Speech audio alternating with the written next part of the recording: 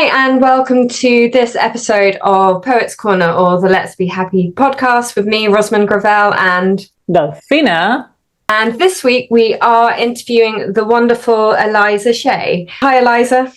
Hi, Ros. Hi, Delphina. Hi. If you'd just like to introduce yourself to the audience. Absolutely. Well, firstly, thank you so much for having me. This is really lovely to just have an opportunity to chat with you both. I'm a London born and bred actress. I went from London onto the University of York, and then from there I actually moved straight to New York City, and ended up staying there for 6 years, where I trained as an actor, and ended up working there up until March 2020, which we shall not name.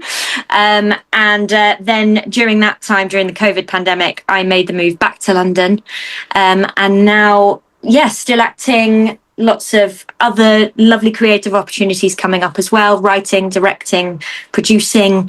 I think a lot of us in the industry are sort of multi-hyphenates. So yes, like to cover lots of bases, and it's nice to be here.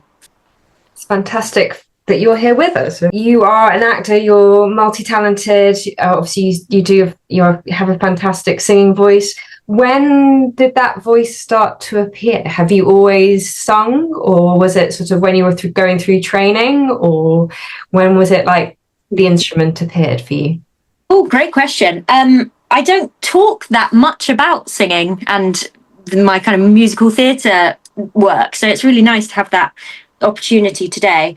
I think it sort of came about when I was at school doing the school musicals. I was Miss Adelaide and Guys and Dolls and Reno Sweeney and Anything Goes, so you kind of, at least even at 16, 17, you still have to kind of hold a tune to be kind of doing those roles even at that age. So I think I sort of started to really gain my confidence around that time.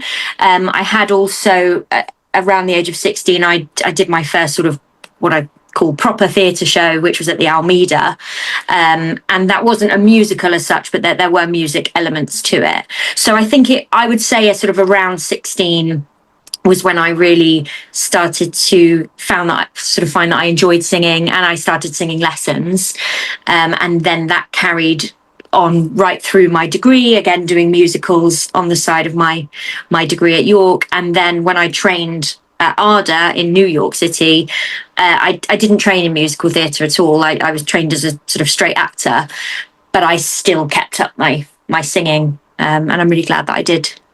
Because I certainly think that it adds another dimension to acting, sort of having sort of a voice and another dimension that you're able to sort of project yourself and work within.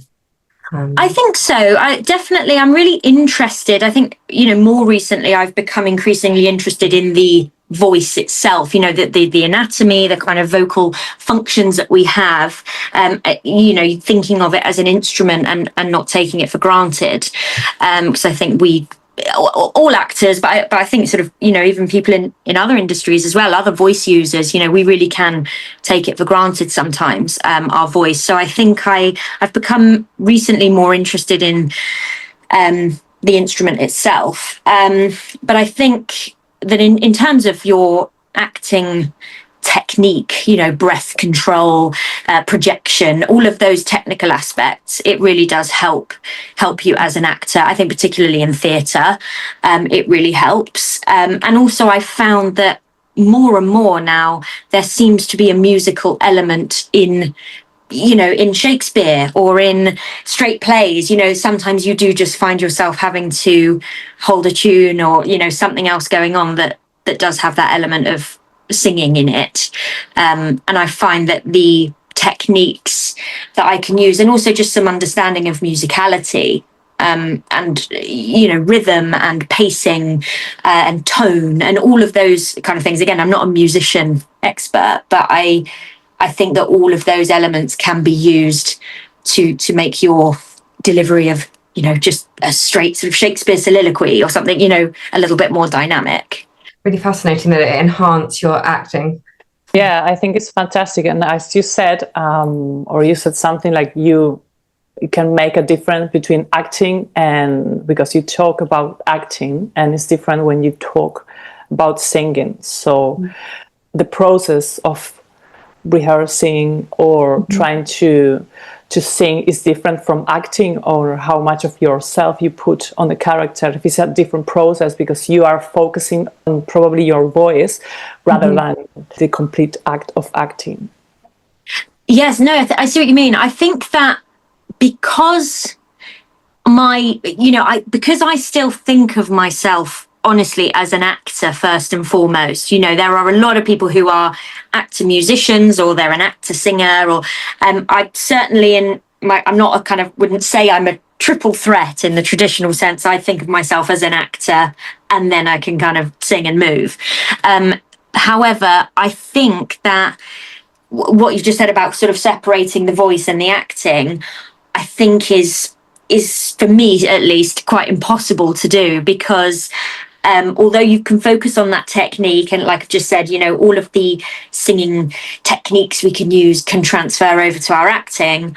I think it sort of works both ways. And actually there's a lot of my singing work, or anytime and I coach clients and things like that myself, I start from an actor's perspective, and kind of just think at the end of the day, fundamentally, you're a storyteller and you've got to get this message across. And I always find even as an audience member, I find watching people singing in a musical super impressive. If someone can hit the notes and belt out everything and it sounds brilliant. And I'm very impressed by that. But I think sometimes if you see a performer who can do all of that, but they're not really telling the story, there isn't that sort of sense of emotion behind it, I lose interest as an audience member. I'd much rather watch an actor sing, just get it out, just sort of sing something. And if the notes go a little bit awry, I personally, everyone's different, but as an audience member, I don't mind that, because if I believe them and I'm with them, that's for me preferable. And that's the kind of actor or musical theatre performer that I'd like to be as well, is that, if you have the opportunity with things like Sondheim, to really treat it like an acting piece, and the singing is almost secondary. So it's quite nice to sort of focus on both. It's amazing. It sounds like you put a lot of your energy on stage, because you speak about the message that you want to deliver. So you have to be really aware of following a script and singing and hit the notes, and also to deliver a message, which, as you said, it is really important for you and the audience. Yes, absolutely. Wow. And I was just saying a question that comes off that, it's sort of, obviously you're putting your totality, your physicality in telling the story. How do you protect yourself with that? Because obviously being very open and the story coming from inside, and then using your voice to deliver that and your physicality to deliver that, it must make you feel very open. How do you protect yourself physically and your soul? How do you have those moments where you're doing that, but you're rooted with some protection? Gosh, I wish I had a really intelligent answer for this. That's a really great question, Roz. I think singing is one of the most vulnerable states you can be in, as a performer.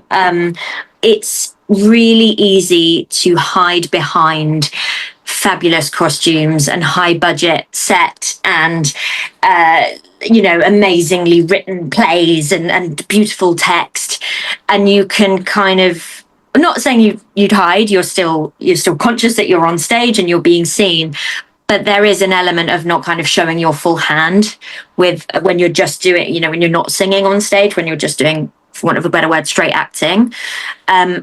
So I completely agree with you. It is incredibly vulnerable because you can't pretend to be a better singer than you are. So you are sort of really showing everything and exposing yourself, which can feel, as I say, vulnerable. So I think I'm trying to think how I protect myself. I think it's just sometimes you do need to kind of go back to your technique and go back to just grounding yourself as a performer. I've been very lucky that the last couple of jobs that I've had where I've been singing, it's where it's been a big sing, have been sort of story driven, where I can just go through the character. So I can go, if it's going through the character and I'm just telling their story, of course I'm putting some of myself into it, but it doesn't feel like it's bearing my own soul in the same way. Or equally, when I've done some other shows, like a couple of years ago, I did a lovely 60s jukebox show. That is just fun. You can't help but, with those that kind of music, you don't have to bare your soul because everyone just loves it already. So your job is made really easy. So I think it's a little bit of both, but I think it probably just changes job to job. Really, you've got to just, as you say, protect yourself, depending on the material. That's really interesting. And actually, that sort of brings me into my next question of, like, you've done some voice acting and sort of not to have a live audience there. How is that different for you? Do you prefer a reaction, or how do you then use your voice in those contexts? That's been amazing. I was so fortunate. I was going to say last year, I think it was actually the year before, I joined what I found out was called the Whoniverse, which I'm now technically part of the kind of Doctor Who world, because I was asked to be part of the Ninth Doctor series opposite Christopher Eccleston, and I was just in one episode in a lovely recording studio with Big Finish, who are the people for this for this stuff. They're absolutely fantastic team, and I found that the most incredible experience, because although I'd done commercial voice acting before, where I dubbed American commercials with British accents, and I've done things like that, where I have been in the booth a lot, or recording songs and things like that, of course, where you get no audience feedback. But this was a weird one where there was for the first time in my professional experience, I was sort of with a group of actors in a room, and we're all reading off a script and bouncing off each other, but you've got to be so technical with your mic technique. And there was one of the scenes where myself, Lisa Bowman, and Christopher Eccleston had a scene in where we're kind of doing this archaeological dig, and I had to sort of be out of breath and be like climbing, and and you kind of, and I thought, gosh, so the technical sounds that I was being asked to make with just kind of certain types of panting or sighing or things like that you think, gosh, this is a funny day's work, to be kind of, but lovely opportunity. So you're using your voice for, for those kind of things, and ADR as well with films, you do that. But I think for me, the thing I loved most about that job was again, going back to storytelling and going back to the fact that you can just do that, and I didn't have any of that other stuff to hide behind, that we said before. You've almost got the writing and the other people's voices, and then that post-production will put in lovely sound effects and kind of polish it all up, but you've essentially just got yourself and the team around you to tell this story, and there's no visual. So the challenge, but for me, that challenge is really exciting. Fantastic. No, really, really, really interesting. Really interesting answer. Do you remember any experience or job that you could say, okay, this is really challenging for me? I don't know, how am I going to do it? Or something really tough to interpret, or whether if it's emotionally, or if because it took a lot of energy from you, or because it is really long to remember, or something like that. Have you had one of those? Fortunately with theatre, well, I was going to say you have enough rehearsal time. Of course, as Roz knows, you never have enough rehearsal time, really. But I did, last year, I did go to, I was back in New York, and I don't know why, but I sort of committed to singing at Birdland, which, you know, is for Londoners, you know, is equivalent of kind of Ronnie Scott's jazz club. And was just doing one song, and you know, it was this lovely event called Cast Party with Jim Caruso and Billy Stritch, and it was just really lovely. But I knew I was singing, and I decided to fly that day. So I, you know, got off the flight, and you know, you're already kind of discombobulated, and had been up for God knows, it felt like I'd been up for 3 days. I'm sure it wasn't in reality, but. And then was sort of getting on stage and thought, right, okay. And I think I went into autopilot because I don't fully remember it, if I'm honest. And I think and it was great. I think it was fine. You know, I sung the song. It was all lovely. Really cool experience. But I think when I think I wouldn't say that's tough, you know, or really difficult and emotionally challenging, but I think for, you know, fatigue, again, going back to sort of looking after your voice, all of those other elements where I thought, gosh, I'm not in the absolute tip top shape right now because I've just not had, you know, enough sleep, and we've been traveling, and I'm now in New York, and I've just got here, landed, dumped my bags and run to Birdland, and now I'm kind of singing. It just felt like, right, again, you've got to pull that, but you know, you've got to draw on your technique and pull that out of somewhere deep down. That's amazing. So you say like you have to be emotionally prepared before a show, before singing. I think so. Again, for me, because it's not my, you know, number one, you know, it wasn't my route into the arts. It wasn't my route into performing. And I know a lot of other people who are super comfortable, can just go into a gig, not warm up, not just turn up, and they're absolutely amazing. And I think, gosh, that's, you know, to have that kind of relaxed approach, I think actually does really work well for a lot of people, because it physically relaxes all the muscles, and you kind of, so of course you're going to sing slightly better. But I think for me, I like to feel prepared as much as I can. And I think but having said that, I think that sometimes throwing yourself in the deep end can also reap rewards, because the first and only song that I've recorded that's sort of been released was when I was 21, and I'd just come out of university, and I hadn't gone to drama school yet, and it was for a BBC documentary. And that's still available and is still out there, and people still message me about it. So I think every so often it gets rerun it's on Amazon now and BBC, and it sort of once it sort of, they rerun it, I get a bunch of messages from people online, and you know, and sort of saying, "Oh, I really like the song. What else have you done?" I'm like, "No, I haven't released anything else." But I think if I was doing that job today, I'd overthink it a lot more. But because I sort of didn't know what I didn't know at that point, I was sort of just thrown in, so I had to just do it. And I think using your voice in that way sometimes can be quite liberating if you don't have the chance to think about it too much.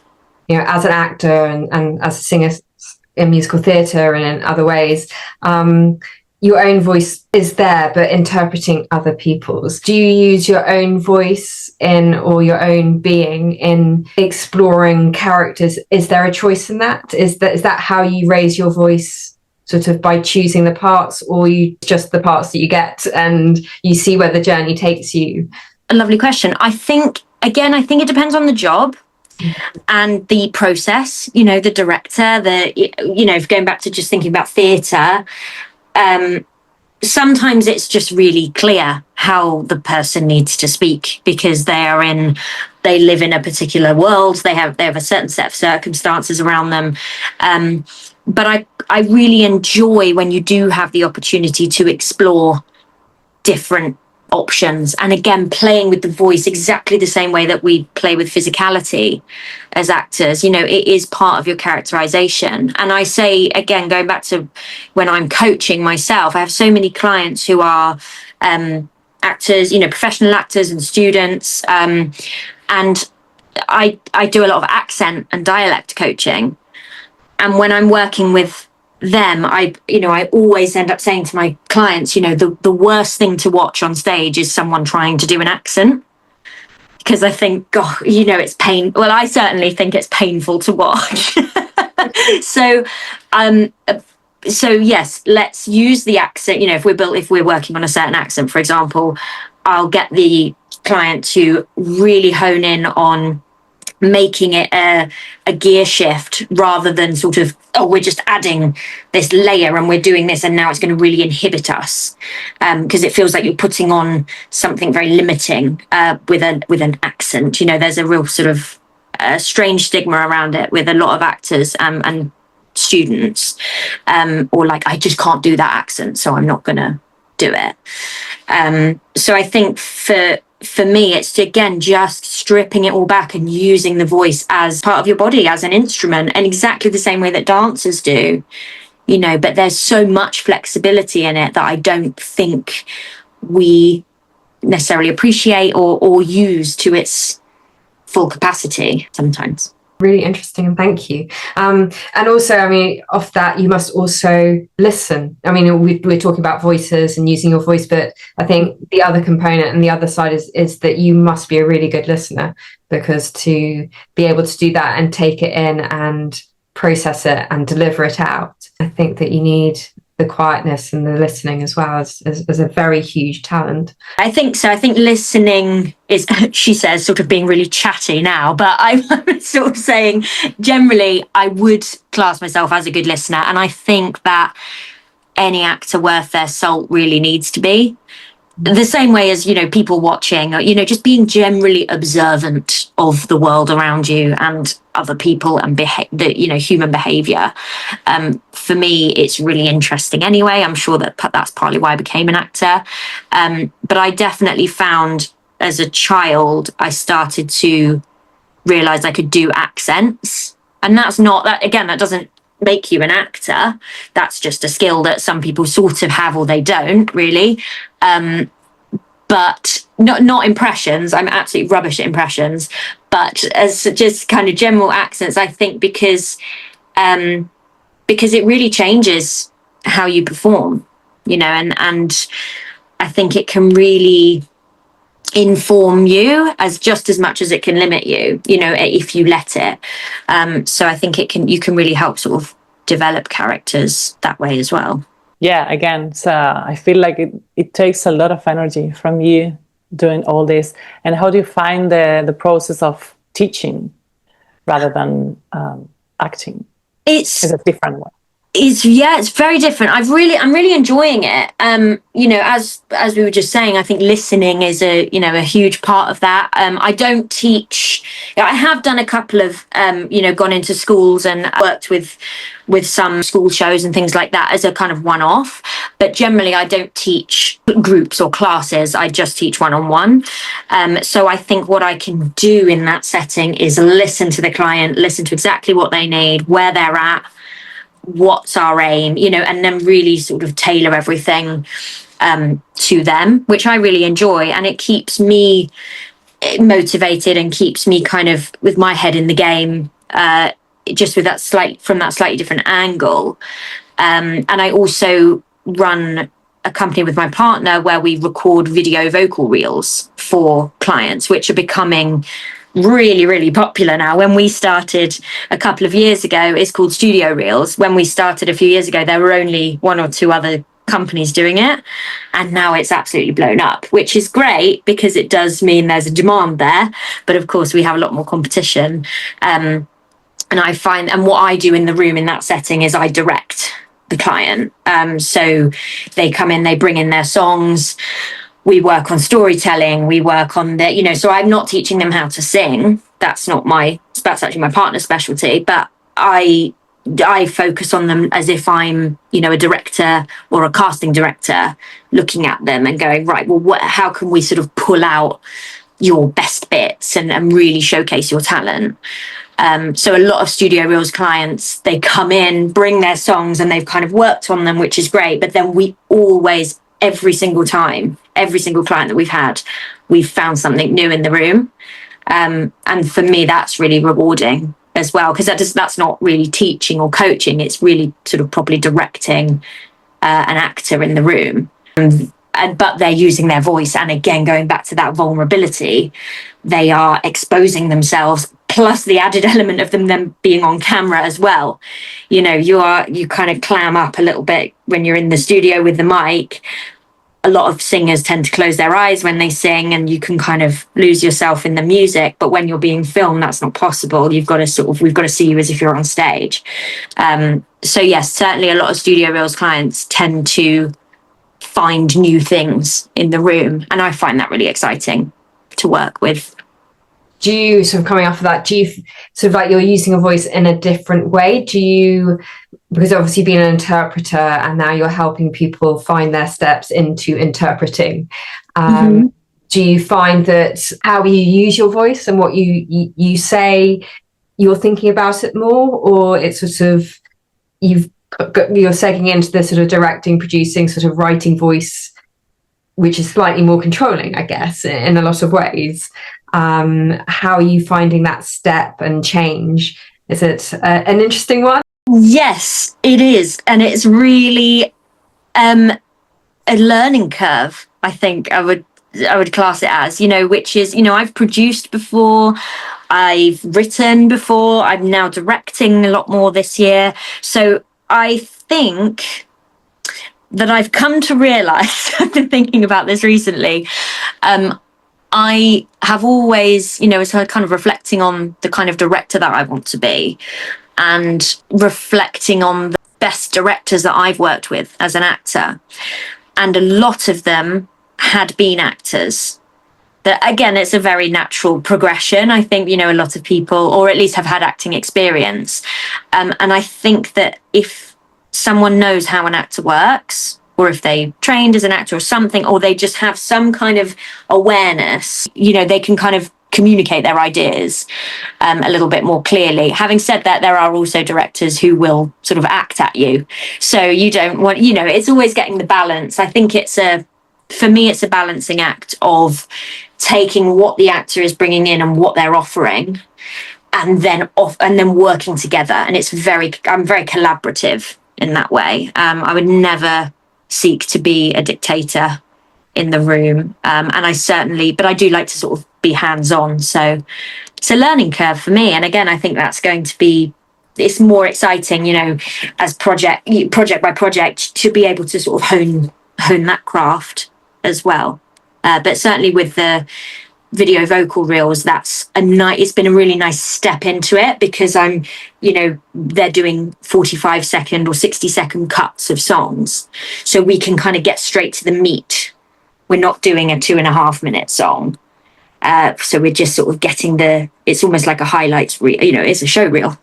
So that's in a way directing on speed, which is really nice. But yeah, the way that you use your language is really, I find I tailor to different people, because everyone's different. The same way that anyone in any industry, you know, anyone managing a team, or, you know, anyone in HR, you know, would be, okay, I'm managing people, and sometimes people are hard to manage, or, you know, or they've got different needs. Some people need a bit of a softer touch, or they need, real sort of clarity and sort of short, sharp direction. So I quite enjoy molding around that. And I think actually being an actor gives me that skill to then be able to adapt around the person who I'm working with. It's an amazing process. Now that I'm listening, the whole process is different. I mean, you are an actor, and then you can use that as a tool for these people, and to teach and to use it in different ways.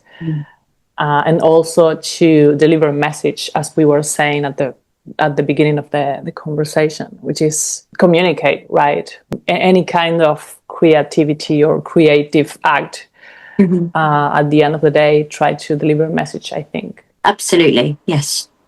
And with that sort of delivering a message, are there any other outlets that you said that you write, with your writing and using your voice that way, is there sort of any ways that you want to communicate different messages, or just sheer fun or situation? Yes, that's been a more recent development. I actually finished my first full-length play earlier this year, and it was actually, I was sort of commissioned / invited to be part of a new playwriting process back in New York in, I want to say 2019 or early 2020. And it was lovely. It was sort of given a bit of a stimulus and some themes, and then working with myself and 2 other writers, and we fed back to each other each month, and this whole process sort of went on. And so we had 3 short plays, and then there was a reading event for them, and that, I'm really glad that I was sort of asked to do that, because I don't think at the time I would have put myself forward for it in that way. Although part of my degree at York, it was called Writing, Directing and Performance. It was my degree. So I had done it in an academic setting, but I think that really gave me the confidence to go, oh, okay, right, now I've got a blank page in front of me. I better do something, because I was sort of, had committed to it. But then I found during the process, it wasn't a slog at all. It was just, it was fun. And then I went back to that play and expanded it this year, and have sort of submitted it for various things. So it's, fingers crossed, never know what's going to come of that. But it's, I haven't got to the stage or enough writing experience yet where I'm sort of finding it personally therapeutic or anything like that, which I've spoken to friends, and some of them have said they, other playwrights I know, they use it as a way to get stuff out for themselves, which is absolutely valid. It's there to be, it's there to be creative with. So I haven't got to that stage with it yet. My relationship with it at the moment is, what makes me laugh?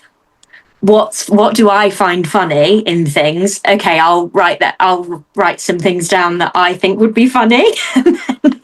And then, or what do I think sounds dramatic but real? Or what are certain situations that have happened? And then I just jot a lot of things down. And I've got, again, typical writer brain or actor brain, you've got lots of ideas floating around. You just need to consolidate them and expand on 1 or 2, rather than kind of jumping between lots of different things. But it has been really fun so far, and I'm looking forward to focusing on it more this year and next. Oh, that'd be fantastic. And I said, a lot of our guests, we always follow their journeys, so hopefully we'll be able to let all our audience know about things that happen for you, and especially the plays, and of course all the acting and things. And I think one of my last questions is, you have such a fabulous voice, and you've used it, and you've gone into performance very early on, and it sounds like your voice at home was always heard and it's been very supported. Was that the case? Very personal question. Oh yeah, wow, I loved it. Let's dig deep. Yes, absolutely. No, and I think that I'm very, very fortunate that my parents were very encouraging, and very supportive. They both had worked in, sort of either performing or in the theatre industry. So I had been exposed to it as a child, and I always did dance. My mum was a tap dancer, and so I actually danced before I did acting or singing or anything, or drama. So I always did ballet, tap and jazz and things as a child. So I think, although it's not specifically voice related, it all feeds into that sense of building creativity, teamwork, resilience, discipline, all those kind of incredible skills that I think we need to value a little bit more in, the arts are very valuable. Sorry, I'll get off my soapbox, but but yes, no, you've met my folks. They're chatty as well, so they'll kind of have always encouraged me to use my voice and to share, my thoughts on things. I've never been necessarily a wallflower as such, and I also think that my at my school. I was at City of London Girls from 7 to 18.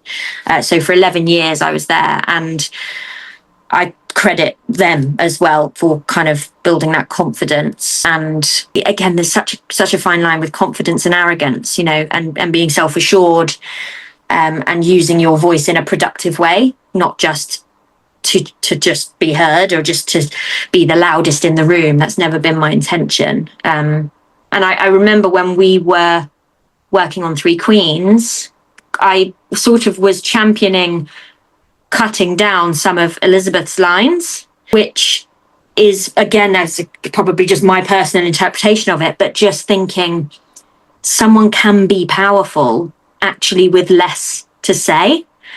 And so it sort of sounds like a really counterintuitive thing of going, yeah, just let her say less.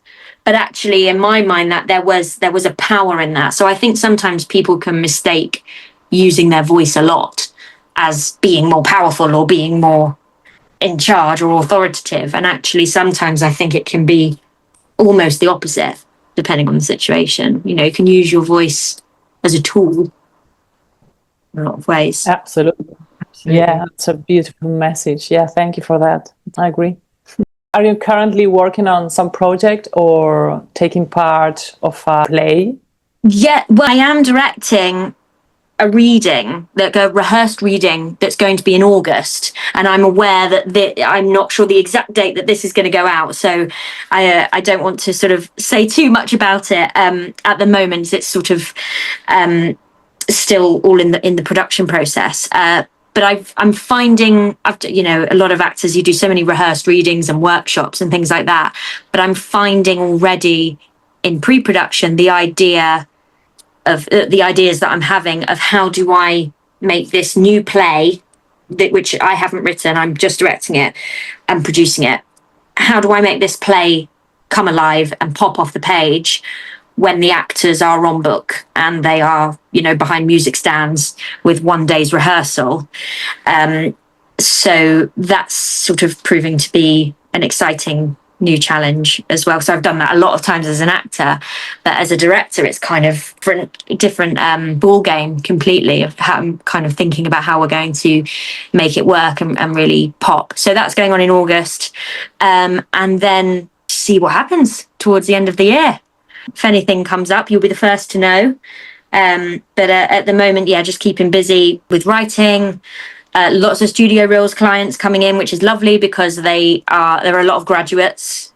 Like, I think we're getting a bit of an influx. We know when a certain drama school has had their graduation because we get a lot of inquiries. So I'm kind of keeping going with that as well. And it's, just keeping busy, trying to enjoy a little bit of the summer as well. It's been so lovely to chat. Thank you so much for having me on. Well, thank you for being on. We really, really, really enjoyed you being here and talking with us. So thank you very much.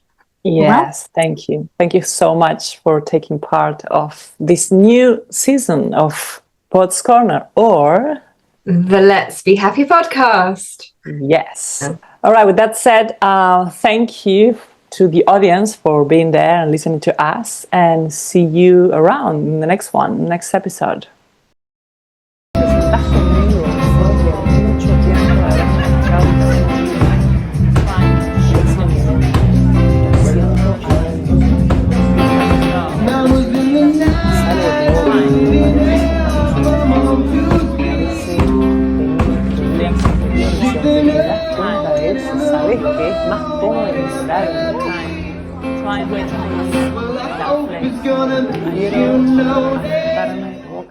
Welcome to Raise Your Voice, the second season of Pod's Corner, or the Let's Be Happy podcast. Make sure to subscribe to our YouTube channel and follow us on social media.